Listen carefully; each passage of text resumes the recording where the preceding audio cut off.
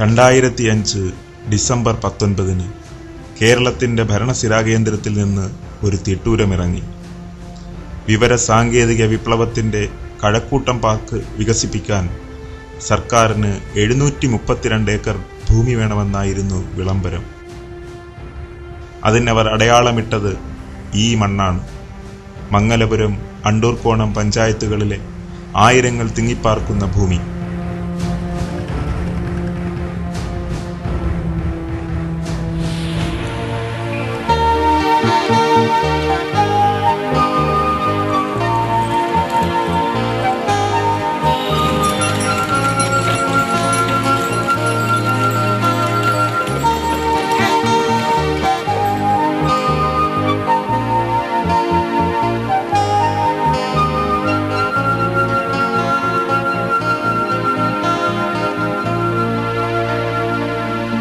കർഷകരും കയർ തൊഴിലാളികളും കൂലിവേലക്കാരും പരസ്പരം ആശ്രയിച്ച് കഴിയുന്നിടം. കുറെ സാധുജനങ്ങളുടെ സ്വപ്നങ്ങൾ വിഴുങ്ങാൻ വാവിളർത്തിയ ബഹുവേഗക്കാരുടെ ബുൾഡോസറായിരുന്നു ആ തിട്ടൂരം. അത് ഈ മണ്ണിനും ഇവിടത്തെ വെള്ളത്തിനും വിലയിട്ടു. തലമുറകൾ കൈമറിഞ്ഞെത്തിയ ഒരു ജനത വേരുറപ്പിച്ച മണ്ണിൽ നിന്ന് ഉള്ളതെല്ലാം വിട്ടെറിഞ്ഞ് പലായനം ചെയ്യണമെന്ന് അവരോട് പറഞ്ഞു. അധികാരത്തിന്റെ ഭരണകൂട ഗർവിന് മുന്നിൽ നിസ്സഹായരായ ഇന്നാട്ടുകാർ പക്ഷേ നിശബ്ദരായിരിക്കാനല്ല തീരുമാനിച്ചത്. അവർ അവരുടെ വേവലാതികൾ പരസ്പരം പങ്കിട്ടു. ജീവൻ കൊടുത്താലും ജന്മഭൂമി വിട്ടൊഴിയില്ലെന്ന് അവർ ഒറ്റയ്ക്കും കൂട്ടായും ശപഥമെടുത്തു. അവരുടെ കണ്ണീരും പ്രാർത്ഥനയും പ്രതിരോധത്തിന്റെ പുതിയ മുഖം തുറന്നു. അങ്ങിങ്ങായി ഉറവയെടുത്ത പ്രതിഷേധത്തിന്റെ ചെറുചാലുകൾ ഓരോ വളവിലും സംഗമിച്ചു. അതൊരു പ്രവാഹമായി പോരാളികളുടെ സമരത്തിരയായി നാടെങ്ങും ഇരമ്പുകയാണ്.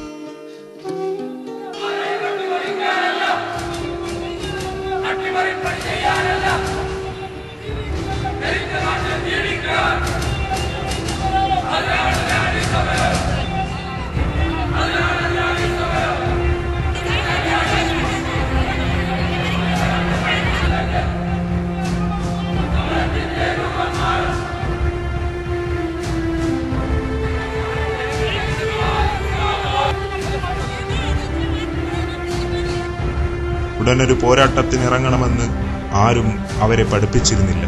വർത്തമാനകാല കേരളത്തിന്റെ സമരമുഖങ്ങൾ അവർ കണ്ടറിഞ്ഞിരുന്നു.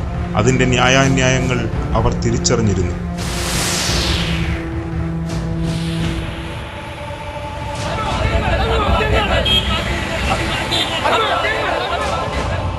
Smart city, dream city, fashion city, expressway എല്ലാം സർക്കാരിന്റെ സ്ഥലമെടുപ്പ് ഉത്സവങ്ങളായിരുന്നെന്ന് ഇവരും അറിഞ്ഞിരുന്നു.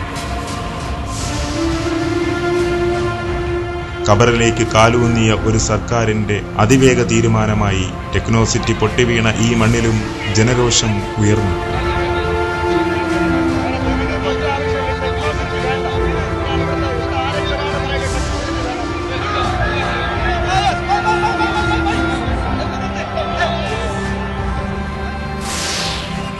മുട്ടുന്യായങ്ങൾ നിരത്തി ഭരണക്കാരും മുട്ടുശാന്തിയില്ലെന്ന് പ്രഖ്യാപിച്ച് നാട്ടുകാരും സംഘടിച്ചയിടത്ത് പുതിയൊരു ചരിത്രം പിറക്കുകയാണ്. പോരാട്ടത്തിന്റെയും അതിജീവനത്തിന്റെയും പുതിയ ചരിത്രം. പക്ഷേ നാടായ നാടൊക്കെ സമരപ്പെരുമ പരക്കുമ്പോഴും ഈ ജനതയ്ക്ക് ഇനിയും തീർത്തു പറയാൻ അറിയില്ല എന്താണ് ഇവിടേക്ക് കടന്നു വരുന്നത്.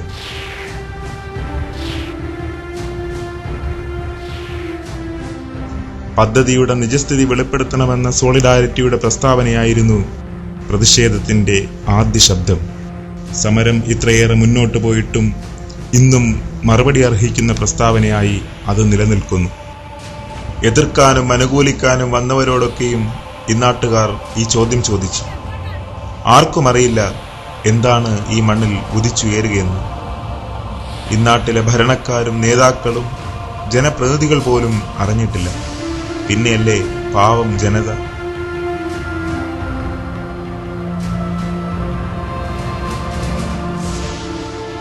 ഇതാരെയെങ്കിലും അറിയിക്കണമെന്ന് ഇണ്ടാസിറക്കിയവർക്ക് തോന്നിയിട്ടില്ല. ഇത് അങ്ങനെ ഒരു സംസാരം ഇതുവരെ പഞ്ചായത്തിന് അവരാരും ഇതുവരെ വന്നിട്ടില്ല. ഒരു ദിവസം ഞാൻ ബ്ലോക്ക് പഞ്ചായത്ത് കമ്മിറ്റിയിൽ ഇരിക്കുന്ന സമയത്ത് ഇങ്ങനെ വന്നു കാണിച്ചിട്ട് പോയതല്ലാതെ പഞ്ചായത്തുമായി ഔപചാരികമായ ഒരു ചർച്ചയ്ക്ക് വന്ന് ഇതുവരെ ടെക്നോസിറ്റിക്കാരുടെ ഭാരവാഹികൾ ആരും വന്നിട്ടില്ല. അറിഞ്ഞില്ല, ഇല്ല, ഞങ്ങളടുത്ത് ആരും പറഞ്ഞില്ലല്ലേ. ഒരു മനുഷ്യൻ്റെ അടുത്തും അറിഞ്ഞില്ലല്ലോ. നമ്പർ ഇവിടെ കിടക്കണം, നമ്പർ പോലും അറിഞ്ഞില്ല. ഈ അറിയാത്ത തരത്തിൽ ചെയ്താൽ ഞങ്ങൾ എങ്ങനെ അറിയണം? പറയും. മിനി ഗവൺമെൻറ് എന്ന് പറയുന്നത് പഞ്ചായത്താണല്ലോ. പഞ്ചായത്ത് വ്യക്തമായ ഒരു രൂപമില്ല പഞ്ചായത്തിന്. പഞ്ചായത്തിനോ വില്ലേജ് ഓഫീസിലോ കളക്ടറുമായി ബന്ധപ്പെട്ടോ ആരും അടുത്തെങ്കിലും ചോദിച്ചാൽ വ്യക്തമായ ഒരു പിക്ചർ ഇല്ലാത്തത് കൊണ്ടാണ് ഈ സർവേ നമ്പറുകളിൽ ജീവിക്കുന്ന എല്ലാ ആൾക്കാർക്കും ഒരാശങ്കയാണ്. കാരണം എൻ്റെ വീട് ഉൾപ്പെടുമോ എന്നുള്ള ഒരു ആശങ്കയിലാണ്. കൊണ്ടുവന്ന് കോപ്പി കൊടുത്തു. അവരിൽ നിന്നാണ് എനിക്ക് കിട്ടിയത്.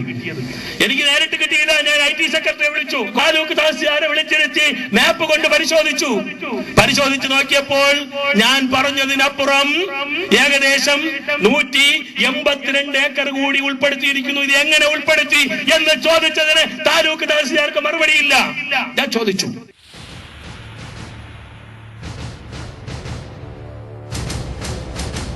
MLA മാത്രമല്ല, മന്ത്രിയും മുഖ്യമന്ത്രി പോലും ഒന്നും അറിയുന്നില്ല. അതാണ് സത്യം. ഏത് പദ്ധതി വേണമെന്നും ആരെ കുടിയിറക്കണമെന്നും എവിടെ നടപ്പാക്കണമെന്നും നിശ്ചയിക്കുന്നത് മറ്റാരോ ആണ്. അതിൻ്റെ രൂപരേഖകൾ വരുന്നത് സായിപ്പിൻ്റെ കമ്പ്യൂട്ടറിൽ നിന്നാണ്. പദ്ധതികൾക്ക് പണം വരുന്നതും അവിടുത്തെ ബാങ്കുകളിൽ നിന്ന് തന്നെ. സായിപ്പിൻ്റെ അടുക്കളയിൽ പാത്രം മോറിയവനും ഇപ്പോൾ നമ്മുടെ നാട്ടിൽ പദ്ധതികളുടെ ഉപദേഷ്ടാവാണ്. സായിപ്പിന്റെ ഭാഷയിൽ തൊഴിലാളി വിരുദ്ധ പ്രബന്ധം എഴുതുന്നവൻ നമ്മുടെ ബുദ്ധിജീവിയാണ്. ഇവരൊക്കെ ചേർന്ന് എഴുതുന്ന കണക്ക് പുസ്തകങ്ങളാണ് വികസനത്തിന്റെ പുതിയ വേദഗ്രന്ഥങ്ങൾ. അതിലെ സമവാക്യങ്ങൾ സർവരെയും നിസ്സഹായരാക്കുന്നു, ഭരണകൂടത്തെ പോലും. മംഗലപുരവും പരിസര പ്രദേശങ്ങളും ഭൂമി കുംഭകോണക്കാരുടെ ശ്രദ്ധയിൽപ്പെട്ടിട്ട് കുറേ വർഷങ്ങളായി. ജനരോഷം ഭയന്ന് ഉപേക്ഷിക്കപ്പെട്ട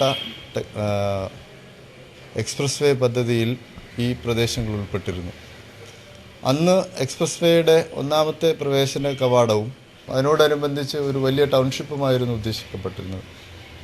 പിന്നീട് ഉപേക്ഷിക്കപ്പെട്ട ശേഷം ഇപ്പോൾ വീണ്ടും ആ പദ്ധതി പുനരാവിഷ്കരിക്കപ്പെടുകയാണ്. അന്ന് ഭൂമിയിൽ കണ്ടുവച്ച ഭൂമി ദല്ലാൾമാർ അവർ ഒരു വിധത്തിൽ അല്ലെങ്കിൽ മറ്റൊരു വിധത്തിൽ അവർ കണ്ടുവച്ച ഭൂമികൾ സ്വന്തമാക്കുന്ന, അധിനിവേശപ്പെടുത്തുന്ന ഒരു കാഴ്ചയാണ് ഇവിടെ സംഭവിച്ചുകൊണ്ടിരിക്കുന്നത്. അതിന്റെ തിടുക്കം സർക്കാരിന്റെ വാക്കിലും കണക്കിലും തെളിയുന്നുണ്ട്. മുഖ്യമന്ത്രിയുടെ കണക്കിൽ കുടിയൊഴിയേണ്ടത് 40 കുടുംബങ്ങളാണ്. കളക്ടറുടെ പുസ്തകത്തിൽ അത് 36. എന്നാൽ ഇതൊന്നുമല്ല MLA പറയുന്നത്. ഏതെങ്കിലും ഒരാളിന്റെ സ്വത്തിനോ അവരുടെ ആഗ്രഹത്തിനോ അവരുടെ താല്പര്യത്തിനോ ഹാനികരമായ ഒരു പ്രവൃത്തിയും 5 നേരം സർവശക്തനായ അല്ലാഹുവിനോട് പ്രാർത്ഥിക്കുന്ന ഒരു വിശ്വാസി എന്നുള്ള നിലയിൽ ഞാൻ പറയുന്നു, നാളെയും ഏതെല്ലാം സംഭവിച്ചിരുന്നാലും ഒരു പോറല് പോലും പൊള്ളല് പോലും എന്റെ നാട്ടിലെ ജനങ്ങൾക്കുണ്ടാകാതെ ഞാൻ ഈ പ്രദേശത്തെ വികസന പ്രവർത്തനങ്ങൾ യാഥാർത്ഥ്യമാക്കുന്ന ഒരു പൊതുപ്രവർത്തകനായി, ഒരു സാമൂഹ്യ പ്രവർത്തകനായി, ഒരു നാട്ടുകാരനായി ഞാൻ ഇവിടെ പ്രവർത്തിക്കും. ചിലപ്പോൾ നാളെ എനിക്ക് സ്ഥാനമുണ്ടായെന്നിരിക്കില്ല. എനിക്കത് ആവശ്യം. ഒരു മുസൽമാനെയും ഒരു നായരുടെയും ഒരു നമ്പൂതിരിയുടെയും ഒരു പാവപ്പെട്ടവന്റെയും 1 ഇഞ്ച് ഭൂമി എടുക്കില്ല എന്ന് എല്ലാ ദൈവങ്ങളെയും സാക്ഷി നിർത്തി ഞാൻ സത്യം ചെയ്യാൻ ആഗ്രഹിക്കുകയാണ്. ഇതിലാരെ നാം വിശ്വസിക്കണം? കുടിയിറക്കിന്റെ ചരിത്രമറിയുന്നവർക്ക് ആരെയും വിശ്വസിക്കാനാകില്ല. പോലീസും പട്ടാളവും വന്ന് കിടപ്പുമുറിയിൽ നിന്ന് തെരുവിലേക്ക് ഇറക്കിവിട്ട നെടുമ്പാശ്ശേരിക്കാരുടെ ഇനിയും പൂർത്തിയാകാത്ത പുനരധിവാസം അതിന്റെ സാക്ഷ്യമാണ്. മൊത്തം ഈ സർവേ നമ്പർ മൊത്തത്തിൽ മെൻഷൻ ചെയ്യുന്ന, ജിയോയിൽ മെൻഷൻ ചെയ്യുന്ന സർവേ നമ്പറുകളിൽ മൊത്തം വരികയാണെങ്കിൽ 900-ഓളം വീടുകളാണ് ഒരു ആവറേജ് സർവേയിൽ മനസ്സിലാക്കാൻ കഴിയുന്നത്. തലയ്ക്കോണം ഭാഗത്ത് മാത്രം 238 വീടുകളാണ് ഈ സർവേ നമ്പറുകളിൽ മെൻഷൻ ചെയ്യുന്ന ഭാഗത്ത് വരുന്നത്. അപ്പോൾ ഒരു 6 സർവേ നമ്പറുകളിലായി തന്നെ 111 വീട്. അപ്പോൾ അതിൻ്റെ ജനസാന്ദ്രത എത്രത്തോളം തിങ്ങിപ്പാർക്കുന്നു എന്നുള്ളതിനെ കുറിച്ച് ഒരു പിക്ചർ അതിൽ തന്നെ നമുക്ക് മനസ്സിലാക്കാൻ കഴിയും. ഞങ്ങളിവിടെ ഇറങ്ങി നടത്തിയത് സർവേ പ്രകാരം സർവേ നമ്പറിൽ വന്നിരിക്കുന്ന വീടുകൾ നോക്കിയപ്പോൾ ഏകദേശം ഈ ഏരിയയിൽ മാത്രം 75ഓളം വീടുകളുണ്ട്. പിന്നെ മറ്റുള്ള പ്രധാനമായിട്ട് ഈ ടെക്നോസിറ്റി വരാൻ അവർ ഉദ്ദേശിക്കുന്നത് 4 വില്ലേജുകളിൽ നിന്ന് സ്ഥലമെടുത്താണ്. ഈ 4 വില്ലേജുകളിൽ നിന്നുമായിട്ട് ഏകദേശം 1000-ഓളം കുടുംബങ്ങളിൽ ജീവിക്കുന്ന 10,000-ഓളം ആൾക്കാരെ ഒരുമിച്ച് മറ്റൊരു സ്ഥലത്തോട്ട് പറിച്ചു നട്ടുകൊണ്ട് ഈ ടെക്നോസിറ്റി വരുന്നതിനോട് ജനങ്ങൾക്ക് ആർക്കും താല്പര്യമില്ല. ഇവിടെ എന്ന് പറഞ്ഞാൽ 1000 ചില്ലുവാനം കുടുംബങ്ങൾ താമസിക്കുന്ന ഒരു ഏരിയയാണ് മേൽത്തോന്നക്കൽ വില്ലേജ്, വേലൂർ വില്ലേജ്. ഈ 2 വില്ലേജിലും വരുന്ന ഭാഗം പ്രതിനിധീകരിക്കുന്ന ഒരു മെമ്പറാണ് ഞാൻ. ഒരു 10,000-4,000 ജനങ്ങൾ തന്നെ ഇതിനകത്ത് താമസിക്കുന്ന ഒരു ഏരിയയാണ്. അവിടെ ഒരിക്കലും ഒരു വികസനം ഇത്രയും ജനങ്ങളെ ഒഴിപ്പിച്ചുകൊണ്ട് ഒരു വികസനം നമുക്കിവിടെ ആവശ്യമില്ല. 4 വില്ലേജ് ഓഫീസുകൾ കയറി ഇറങ്ങിയാൽ ഏത് മുഖ്യമന്ത്രിക്കും ഈ കണക്കുകൾ ബോധ്യപ്പെടും. അല്ലെങ്കിൽ ഈ നാട്ടുവഴിയിലേക്ക് ഇറങ്ങിയാലും മതി. ഇവിടത്തെ ജനതയുടെ ആശങ്കയും പോരാടാനുള്ള ദൃഢനിശ്ചയവും നേരിൽ കാണുകയുമാവാം. ഏറ്റവും കൂടുതൽ ബാധിക്കുന്നത് കുറക്കോട് ജമാഅത്ത് പരിധിയുടെ പ്രദേശങ്ങളാണ്. ഏകദേശം 1000-ൽ പരം വീടുകൾ ഉൾക്കൊള്ളുന്ന ജനനിബിഡമായതും ജനസാന്ദ്രതയേറിയതുമായ ഒരു പ്രദേശം സർക്കാർ ഇതിനു വേണ്ടി തിരഞ്ഞെടുത്തത് എങ്ങനെയാണെന്ന് ആലോചിച്ചിട്ട് മനസ്സിലാകുന്നില്ല. ഞങ്ങൾ ബഹുമാനപ്പെട്ട മുഖ്യമന്ത്രിക്ക് നിവേദനം നൽകിയപ്പോൾ ഈ പ്രദേശത്ത് ഇരിക്കുന്ന വീടുകൾ ഈ സർക്കാർ വിജ്ഞാപനത്തിൽ കാണിച്ചിട്ടുള്ള സർവേ നമ്പറുകളിലുള്ള ഏകദേശ വീടുകളുടെ കണക്കും അതിൻ്റെ അംഗങ്ങളുടെ കണക്കും ഉൾപ്പെടെയുള്ള ഒരു ഭീമമായ ഹർജിയാണ് ഞങ്ങൾ കൊടുത്തിട്ടുള്ളത്. ഈ പ്രദേശം പൂർണ്ണമായും ഒഴിവാക്കണം എന്ന് തന്നെയാണ് ഞങ്ങൾ ആവശ്യപ്പെട്ടിട്ടുള്ളത്. 20,000-ഓളം ജനങ്ങളെ കുടിയൊഴിപ്പിച്ചുകൊണ്ട് UDF ഗവൺമെൻറ് നടപ്പാക്കാൻ പോകുന്ന സർക്കാർ ഉത്തരവ് റദ്ദ് ചെയ്യണമെന്നാണ് എൻ്റെ അഭിപ്രായം. ടെക്നോസിറ്റിയുടെ സ്ഥാപിക്കുന്നതിലൂടെ നമ്മുടെ നാടിൻ്റെ കാർഷിക മേഖലയും അതുപോലെ തന്നെ വയലേലകളും തെങ്ങും തോപ്പ് റബ്ബർ കൃഷിയെല്ലാം താറുമാറാക്കിക്കൊണ്ട് പരമ്പരാഗത കാർഷിക മേഖല തകർത്തുകൊണ്ട് വിദേശ കുത്തക മുതലാളിമാരുടെ പ്രതീകമായാണ് ഈ ടെക്നോസിറ്റി നമ്മൾ മനസ്സിലാക്കുന്നത്. ജനനിബിഡമായ ഒരു സ്ഥലമാണ് അവർ ടെക്നോസിറ്റിക്ക് വേണ്ടി എടുക്കുന്നത്. അതിനോട് സഹകരിക്കാൻ ഭയങ്കര ബുദ്ധിമുട്ടായിട്ടുള്ള കാര്യമാണ്. ടെക്നോസിറ്റി എന്ന് പറയുന്നുണ്ട്, പക്ഷേ ഇത് ഈ 6 പാർപ്പിൽ ഇല്ലാത്ത സ്ഥലം എടുക്കുമെന്നാണ് അവർ പറഞ്ഞിരുന്നത്. ഇപ്പം അവരുടെ ഈ പേപ്പറിൽ കാണുന്നത് റീസർവേ നമ്പർ വെച്ച് നോക്കുമ്പോൾ ഇവിടെ എല്ലാം അതിൽ ഉൾപ്പെടുന്നുണ്ട്. ഞങ്ങൾ അടക്കപ്പെടേണ്ട ഞങ്ങളെ പള്ളിയാണ്. പള്ളി വിട്ട് ഞങ്ങളെ പോകാൻ കൂല്ല. വേണ്ട, വേറെ വീടും വേണ്ട, ഒന്നും വേണ്ട. എങ്കിൽ അവർ പറഞ്ഞെങ്കിൽ ഞങ്ങളെല്ലാം കടലിൽ കൊണ്ടിരുത്തിയാൽ മതി. ഞങ്ങൾ അവിടെ കിടന്ന് എത്തോളാം. നമ്മൾ വോട്ടിട്ടൊക്കെ ജയിപ്പിച്ച് മുഖ്യമന്ത്രി ആയപ്പോൾ ഇങ്ങനെയൊക്കെ പറഞ്ഞു കഴിഞ്ഞാൽ വെക്കുമോ? നമ്മളെ കൊണ്ട് ഒന്നും പറ്റില്ല. ഞങ്ങൾ 5 സെന്റ് മണ്ണിലൊക്കെ കിടക്കണവർ ഞങ്ങൾ എവിടെയെങ്കിലും പോയി കഴിഞ്ഞാൽ ഞങ്ങൾക്ക് ജീവിക്കാൻ പറ്റൂല. കൊടുക്കൂല, പൊന്നുമോനെ കൊടുക്കൂല. വീട് വെച്ചാലും ശരിയാവില്ല. ഞങ്ങൾ എവിടെയെന്നും പറഞ്ഞുകൊണ്ട് ഒരേ സ്ഥലത്ത് നടക്കുന്ന സംഭവം ഞങ്ങൾക്ക് അറിയാം. പിന്നെ എന്തിനായിട്ട് പറയുന്നു?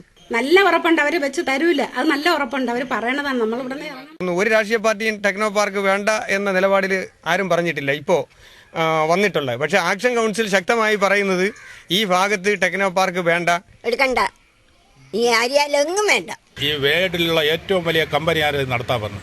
അവർ 4 ചുറ്റും ഭയങ്കര മതിലൊക്കെ കെട്ടി സെക്യൂരിറ്റിയും എല്ലാം വെച്ചിട്ടാണ് അതിനകത്ത് ആൾക്കാർ കയറ്റാൻ പോകുന്നത്. അവർ പാസ്സുള്ള ആൾക്കാർ, പിന്നെ മെറ്റൽ ഡിറ്റക്ഷൻ ഉൾപ്പെടെയുള്ള എല്ലാ സംവിധാനം വെച്ചാണ്. അതുകൊണ്ട് ഇവിടെയുള്ള പാവങ്ങളെ എത്രയോ വേറെ ഏക്കർ സ്ഥലങ്ങൾ ഇവിടെ കിടക്കുന്നു. അതൊന്നും എടുക്കാതെയാണ് ഇവിടെ ഈ ആയ പ്രദേശത്ത് അവർ ടെക്നോസിറ്റി എടുക്കാൻ പോകുന്നത്. അത് ഒരിക്കലും പാടില്ല എന്നാണ് ഇവിടുത്തെ 99% ജനങ്ങൾക്കുള്ള അഭിപ്രായങ്ങൾ. ടെക്നോസിറ്റി വരണമെന്ന് ഞങ്ങൾ താല്പര്യപ്പെടുന്നില്ല. അതുകൊണ്ട് ഞങ്ങൾ അതുകൂടെ ഒരു കൂര അടിച്ചു കെട്ടി ഞങ്ങൾ കിടക്കാൻ പോകണല്ലോ. ഞങ്ങൾക്ക് ഇതിവിടെ കൊടുക്കണമെന്ന് വെച്ചാൽ നമ്മൾ കൊടുക്കണം. ഇങ്ങനെ ഞങ്ങളെ കൊന്നിട്ടിട്ട് അവർ വിളിച്ചെടുത്തോണ്ട് പോയിട്ട് നമ്മളെന്തായാലും കൊടുക്കാൻ തീരുമാനിച്ചില്ല. നമ്മൾ കൊടുക്കുകയില്ല. എനിക്ക് കൊടുക്കാനും താല്പര്യമില്ല. നമുക്ക് വീടില്ലായിരുന്നു. ഇപ്പോൾ ഒരു പഞ്ചായത്തിൽ ഒരു വീട് കിട്ടി, അത് വെച്ച് ഇപ്പം പൂർത്തി പോലും ആയില്ല. നമ്മൾ 50 കൊല്ലം കൊണ്ട് ഇവിടെ താമസിക്കുകയാണ്. ജനിച്ചു വളർന്ന സ്ഥലമാണ്. നമ്മളെ സ്ഥലം വിട്ട് നമ്മൾ പോകണില്ല. അതുകൊണ്ട് ഞങ്ങൾ കൊടുക്കണില്ല. ഞങ്ങളെ കിടക്കാടം വിട്ടിട്ട് ഒരു സ്ഥലത്തും പോകണില്ല. ഞങ്ങൾ രോഗിയായിട്ട് അന്നേ ഒന്നും ഇവിടെ കിടക്കുകയാണ്. അത് മാത്രമൊന്നുമല്ല, ഞങ്ങൾ എന്ത് സമരം വന്നാലും ഞങ്ങൾ പോകും. ഭൂമിക്ക് നല്ല വില തരാമെന്ന് പറഞ്ഞാലും പോകില്ല, കൊടുക്കണില്ല. ഞങ്ങൾ ഇനി എന്തുപോലെ വന്നാലും നമ്മളെ കൊന്നിട്ടായാലേ എടുത്തോണ്ട് പോകാൻ പറ്റുള്ളൂ. അല്ല, ഞങ്ങളിത് കൊടുക്കണമല്ല. തീർത്തും പറയാനേ കൊടുക്കൂല. അമ്മ കൊടുക്കൂല. നമ്മൾ കൊടുത്താൽ അവര് കിളവും വയസ്സായി കാല് പോലും വയ്യാത്ത മനുഷ്യൻ ഇഞ്ഞ് വീട് വയ്ക്കാനും ഒരു സ്ഥലത്ത് പോകാനും ഒന്നും അവർക്ക് വയ്യ, എനിക്കും വയ്യ കേട്ടാ. 3-4 പെൺകുട്ടികളാണ്. എന്റെ വീടാണിത്. സുനാമി കയറിയ സമയത്താണ് അവിടെ നിന്ന് ഓടി ഇങ്ങോട്ട് വന്നത്. ഇവിടെ വന്നപ്പോൾ അതിൻ്റെ അപ്പുറത്തെ പട. കുടിയൊഴിപ്പിച്ചുകൊണ്ടുള്ള ഒരു ടെക്നോസിറ്റി ഞങ്ങൾക്ക് ആവശ്യമില്ല. എത്രയോ ജനങ്ങൾ തിങ്ങിപ്പാർക്കുന്ന സ്ഥലത്ത് നിന്നൊരു ടെക്നോസിറ്റി വേണ്ട. തരിശു ഭൂമികൾ മാത്രമല്ല, മറ്റുള്ള മൾട്ടി സ്റ്റോറി ബിൽഡിങ്ങുകൾ പോലുള്ള കെട്ടിടങ്ങളും അതുപോലെ സ്കൂളുകൾ, അമ്പലങ്ങൾ, പള്ളികൾ എല്ലാം ഈ പരിധിയിൽ വരുന്നുണ്ട്. ഇതൊക്കെ ഒഴിവാക്കിക്കൊണ്ട് തന്നെ ഒരു ടെക്നോസിറ്റി വരുന്നതിൽ പോലും നമുക്ക് താല്പര്യമില്ല. പള്ളി എടുക്കൂല, ക്ഷേത്രങ്ങൾ എടുക്കൂല. ഈ ജനങ്ങളില്ലെങ്കിൽ എന്തിനാ പള്ളി, എന്തിനാ ക്ഷേത്രം, എന്തിനാ വിദ്യാലയങ്ങൾ? ഞങ്ങൾക്ക് ഈ കൂലിവേല ചെയ്യുന്ന ഞങ്ങൾക്ക് ഈ ഇവിടെ നിന്നുള്ള ഈ മണ്ണ് എടുത്തുകൊണ്ട് പോയി ഞങ്ങളെ ഈ ഇവിടുത്തെ കർഷകർ എവിടെ പോയി അധ്വാനിക്കും, എവിടെ പോയി കൂലിവേല ചെയ്യും? ഞങ്ങൾക്ക് എന്താണ് ഞങ്ങളെ ഈ ജനങ്ങളുടെ ഈ വികാരം മാനിച്ച് ഇത് ഇവിടെ നിന്ന് മാറ്റണമെന്നാണ് ഞങ്ങളുടെ അഭിപ്രായം. ഒരു തുണ്ട് മണ്ണ് പോലും ഇവിടെ ഞങ്ങളെ നെഞ്ചിൽ ബുൾഡോസർ കയറ്റിട്ട് അവിടെ നിന്ന് എടുക്കുകയുള്ളൂ. എന്ത് ചെയ്താലും ഞങ്ങളുടെ പിന്മാറുന്ന പ്രശ്നമേ അല്ല. അധികാരത്തിന്റെ ശീതീകൃത മുറികളിലിരുന്നാൽ ഈ നെഞ്ചിടിപ്പിന്റെ വേഗം അറിയാനാവില്ല. നിസ്സഹായത, കണ്ണീരായി ഒഴുകാൻ നിറഞ്ഞു നിൽക്കുന്ന പകച്ച നോട്ടങ്ങളാണ് ഓരോ പുറം നാട്ടുകാരനെയും ഇവിടെ സ്വീകരിക്കുന്നത്. വരുന്നവരൊക്കെയും കൈപ്പിടിയിലെ മണ്ണ് തട്ടിപ്പറിക്കാൻ എത്തിയവരാണെന്ന് ഇവർ സ്വയം അറിയാതെ ചിന്തിച്ചു പോകുന്നു. എല്ലാം നഷ്ടപ്പെടുമെന്നറിയുന്നവന്റെ അവിശ്വാസം. എങ്കിലും അവരുടെ രോഷത്തെ ആർക്കും തടഞ്ഞു നിർത്താനാവില്ല. നമ്മളെല്ലാം ഈ താമസിക്കുന്ന ആൾക്കാരെല്ലാം കയർ മേഖലയിൽ പണിയെടുക്കുന്നവർ, കർഷക തൊഴിലാളികൾ, ഇവരെയൊക്കെ ഇവിടെ വിട്ടു പോയാലൊക്കെ ജീവിത മാർഗമേ തീരും. അതോടുകൂടി മറ്റ് 40 വീട്ടുകാരും നമുക്ക് തുല്യമാണ്. ചിലപ്പോൾ ആ 40 വീട്ടുകാർക്കുണ്ടായിരിക്കും ഞങ്ങൾ ജീവിക്കുന്നത്. ഞങ്ങൾക്ക് അതിൽ താല്പര്യമില്ല. ഞങ്ങൾക്ക് ഇവിടെ ജോലി ചെയ്ത് ജീവിക്കുന്നതാണ് ഇഷ്ടം. കൂടുതലും കയർ മേഖലയിൽ ജീവിക്കുന്നവരാണ്.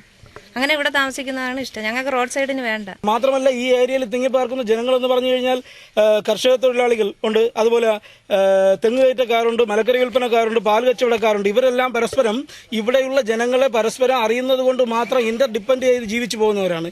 ഇവരെ ഒത്തൊരുമിച്ചോ അല്ലെങ്കിൽ ഭാഗികമായോ വേറൊരു സ്ഥലത്തേക്ക് മാറ്റി പാർപ്പിച്ചു കഴിഞ്ഞാൽ ഇത് അവരുടെ ജീവിതത്തിന്റെ ഭാവിയെ തന്നെ നശിപ്പിക്കുമെന്നുള്ളത്. അതാണ് പറഞ്ഞത്. ഈ വെളി പ്രദേശത്തുള്ള 40 വീട് കൊണ്ടായിരിക്കും ചിലപ്പോൾ ഞങ്ങൾ ജീവിക്കുന്നത്, എന്നെ പോലുള്ളവർ ജീവിക്കുന്നത്. അതെ, കുറഞ്ഞ കുടുംബങ്ങളെ ഒഴിപ്പിച്ച് പദ്ധതി നടപ്പാക്കുന്നതിൽ ഇങ്ങനെയൊരു അപകടമുണ്ട്. ആൾതാമസമില്ലാത്ത ഭൂമി ഇവിടത്തെ കർഷകന്റെയും കയർത്തൊഴിലാളികളുടെയും വിയർപ്പ് വിളയുന്നിടമാണ്. അവിടെയാണ് അവന്റെ അന്നം, അവന്റെ കുടുംബത്തിന്റെ ജീവനം. സാമൂഹ്യനീതിയും സമഗ്ര വികസനവും വിതരണം ചെയ്തു തളർന്ന വർഗ വിപ്ലവകാരികൾ പോലും സൗകര്യപൂർവ്വം മറന്ന വികസനത്തിന്റെ മഹാദുരന്തം ഈ സ്ത്രീകൾ നമ്മെ പഠിപ്പിക്കുന്നു. ഇടിച്ചു നിരത്തപ്പെടുന്നത് വെറും ഭൂമിയല്ല, അതൊരു ആവാസ വ്യവസ്ഥയാണെന്ന് പച്ചയായ ജീവിതാനുഭവങ്ങളിൽ നിന്ന് ഇവർ നമ്മെ ഓർമ്മപ്പെടുത്തുന്നു. വികസനം നടത്തണമെങ്കിൽ തന്നെ ഈ പഞ്ചായത്തിനകത്ത്, ഈ മണ്ഡലത്തിനകത്ത് പല സ്ഥലങ്ങളും ഉണ്ട്. ഒരു 1000ഓളം ഏക്കർ ശാസ്തോട്ടം എന്ന് പറഞ്ഞാൽ ഈ പഞ്ചായത്ത്, മംഗലപുരം പഞ്ചായത്തിനകത്ത് ശാസ്തോട്ടം എന്ന് പറഞ്ഞ ഭാഗത്ത് 1000 ചില ഏക്കർ സർക്കാരിൻ്റെ ഭൂമി തന്നെ ഉണ്ട്. പിന്നെ മറ്റൊന്ന് വേങ്ങോട് ഭാഗത്ത് 30,000 ഏക്കറോളം സ്ഥലം അവിടെ ഉണ്ട്. ഒരു വീട് പോലും ഈ 2 സ്ഥലത്ത് ഒരു വീട് പോലും ഒഴിപ്പിക്കേണ്ടതായിട്ടില്ല. പിന്നെ ആർക്കാണ് ഈ ഭൂമി തന്നെ വേണമെന്ന് ഇത്ര വാശി? അതറിയണമെങ്കിൽ ആനത്താഴ്ചിറയിലെത്തണം. നിർദ്ദിഷ്ട പദ്ധതി പ്രദേശത്തെ കണ്ണായ സ്ഥലം 46 ഏക്കർ വിസ്തൃതിയിൽ കടുത്ത വേനലിലും വെള്ളം കെട്ടി നിൽക്കുന്ന ചിറ. പോത്തൻകോട് പഞ്ചായത്തും അണ്ടൂർക്കോണം പഞ്ചായത്തും മംഗലപുരം ഗ്രാമപഞ്ചായത്തിലുമുള്ള 3 പഞ്ചായത്തിലെ ജനങ്ങൾക്ക് കുടിവെള്ളം എത്തിക്കുന്ന പ്രധാനപ്പെട്ട ഒരു പദ്ധതി, ടെക്നോസിറ്റി പദ്ധതിയുടെ പേരിൽ ഈ ഭൂമി എടുക്കുന്നതോടുകൂടി ഈ പ്രദേശം നശിക്കുക മാത്രമല്ല, ഈ പ്രദേശത്ത് മറ്റു ചില ലക്ഷ്യങ്ങളോടും ചില വ്യാപാര താല്പര്യത്തോടുമുള്ള ചില ആളുകൾ കടന്നു വന്നാൽ ഈ പ്രദേശത്തെ ഈ ശുദ്ധജലം ചിലപ്പോൾ സ്വകാര്യ കുത്തകകൾ പോലും കൈയടക്കുവാനുള്ള നീക്കം ഇതിൻ്റെ പിന്നിൽ ഉണ്ടോ എന്ന് സംശയിക്കേണ്ടിയിരിക്കുന്നു. അതുപോലെ തന്നെ തിരുവനന്തപുരം ജില്ലയിലെ അറിയപ്പെടുന്ന പ്രധാനപ്പെട്ട ഒരു ശുദ്ധജലത്തിലെ തടാകമാണ് ആനതാഴ്ചിറ. ആന പോലും ആ ചിറയിൽ താഴ്ന്നു എന്ന പേരിൻ്റെ അടിസ്ഥാനത്തിലാണ് ആനതാഴ്ചിറ എന്ന പേര് പോലും ലഭിച്ചത്. അത്തരത്തിലുള്ള ഒരു പ്രധാനപ്പെട്ട ശുദ്ധജല തടാകത്തെ തകർക്കുവാനാണ് ഈ ടെക്നോസിറ്റി പദ്ധതിയുടെ പേരിൽ കുറേ ആളുകൾ ഇതിൻ്റെ പിന്നിൽ എത്തിയിരിക്കുന്നു എന്ന് ബോധപൂർവ്വം നമുക്ക് സംശയിക്കേണ്ടിയിരിക്കുന്നു. വലിയൊരു വിഭാഗം ജനതയുടെ കുടിവെള്ളം ഏതെങ്കിലും വ്യവസായിയുടെ നൂതന സംരംഭമായി മാറും. കേരളത്തിൽ സമീപകാലത്ത് പ്രഖ്യാപിക്കപ്പെട്ട പദ്ധതികൾക്കെല്ലാം വൻ ഭൂമി കച്ചവടത്തിന്റെ പിൻകഥകൾ പറയാനുണ്ട്. 3 ലോക രാജ്യങ്ങളുടെ ഭൂമിയും പ്രകൃതി വിഭവങ്ങളും കൈയടക്കി അധിനിവേശത്തിന് പുതിയ വഴികൾ പരീക്ഷിക്കുന്ന നവസാമ്രാജ്യത്വത്തിന്റെ ആഗോളവൽകൃത തന്ത്രങ്ങളാണ് ഈ പദ്ധതികളെല്ലാം. മൂലധന നിക്ഷേപമാണിപ്പോൾ അധിനിവേശക്കാരുടെ മുഖ്യ ആയുധം. എണ്ണ കൊള്ളയടിക്കാൻ ഇറാഖിലേക്ക് ബോംബെറിഞ്ഞവർ തന്നെയാണ് ശുദ്ധവായുവും ശുദ്ധജലവുമുള്ള ദൈവത്തിൻ്റെ സ്വന്തം നാടുകളിൽ പണമിറക്കാൻ വികസനത്തിൻ്റെ വായ്ത്താരികളുമായി ഓടി നടക്കുന്നത്. വലതുമുന്നണിയും ഇടതുമുന്നണിയും ഇപ്പോൾ അവരുടെ പക്ഷത്താണ്. അവരുടെ ദല്ലാളുമാരാണ് നാം പിറന്ന മണ്ണ് ആൾതാമസമില്ലാത്തിടമാണെന്ന് വിധി പറഞ്ഞത്, നമ്മുടെ കൃഷിയിടങ്ങൾ തരിശുനിലങ്ങളാണെന്ന് കണ്ടുപിടിച്ചത്, അതിന് വിലയിട്ടതും വിൽപ്പനയ്ക്ക് വെച്ചതും അവരാണ്. അവരുടെ പ്രചാരകരായി വേഷമിടാനുള്ള ശാരീരിക പരീക്ഷ മാത്രമായിരിക്കുന്നു നമ്മുടെ തെരഞ്ഞെടുപ്പുകൾ ഇപ്പോൾ.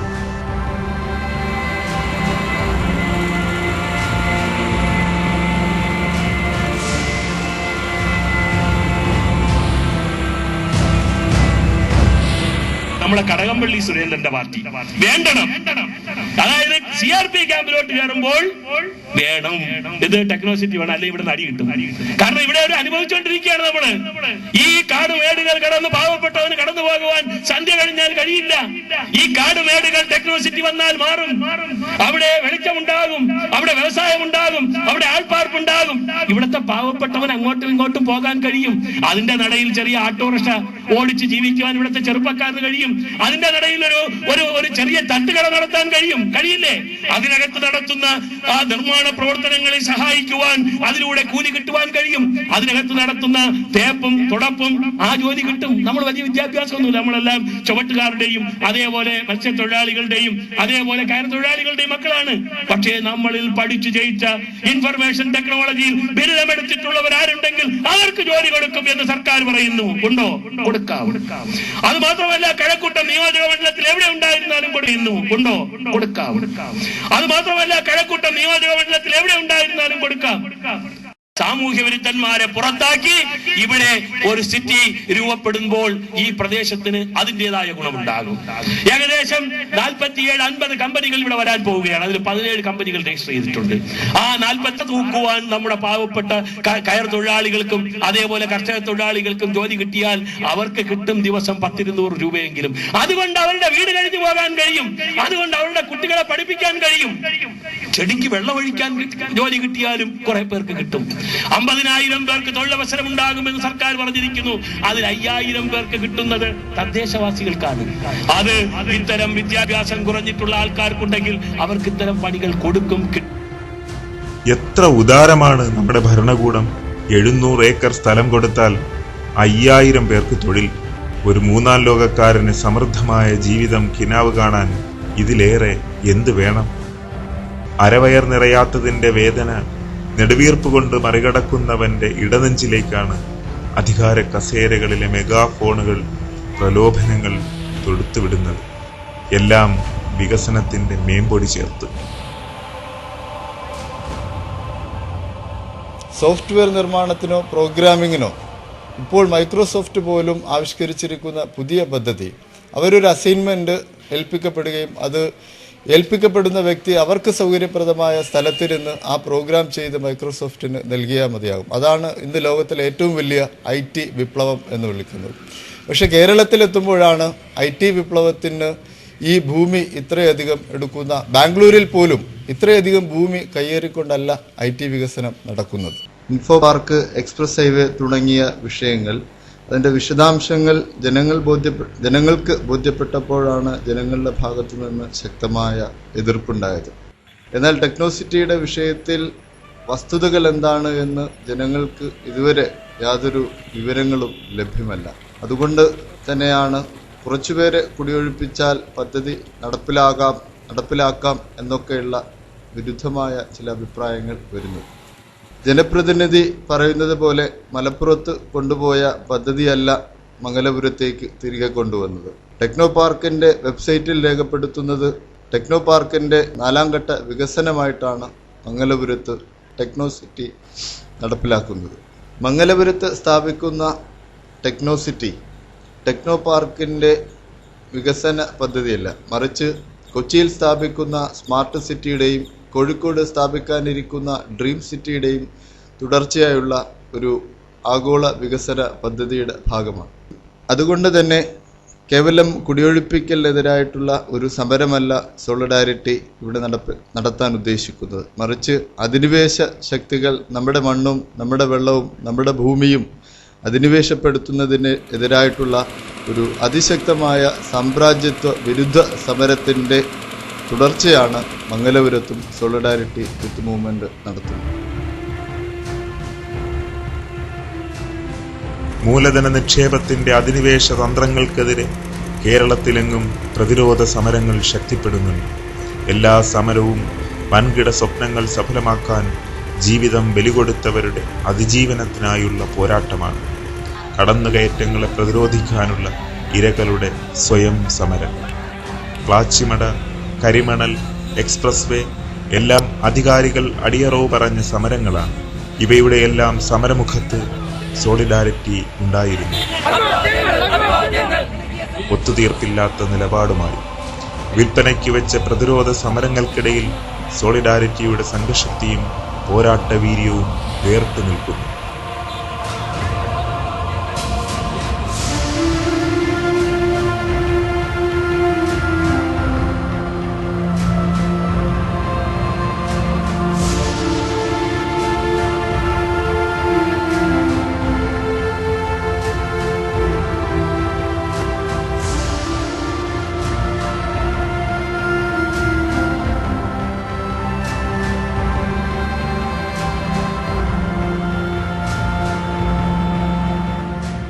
സർവസന്നാഹങ്ങളുമുള്ള പ്രബല ചേരിയെയാണ് നാം എതിരിടുന്നത്.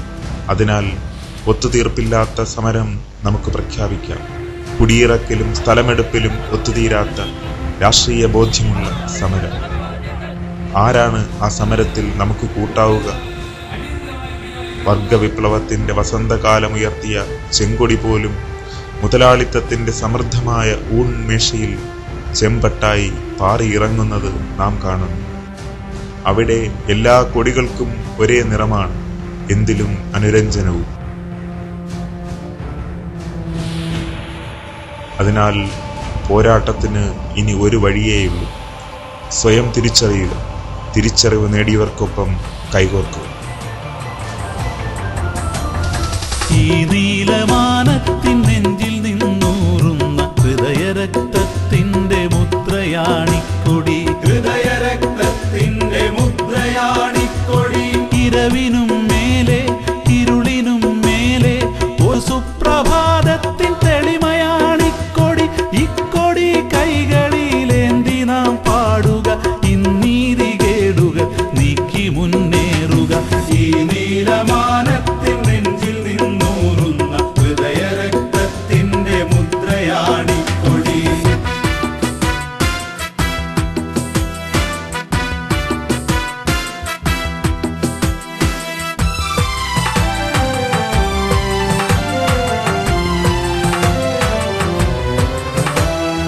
ഉരുകുന്ന വേനലിൻ ദാഹത്തിൽ വീണിടും കരിമേഘ വർഷത്തിമർപ്പായി പെയ്യുക.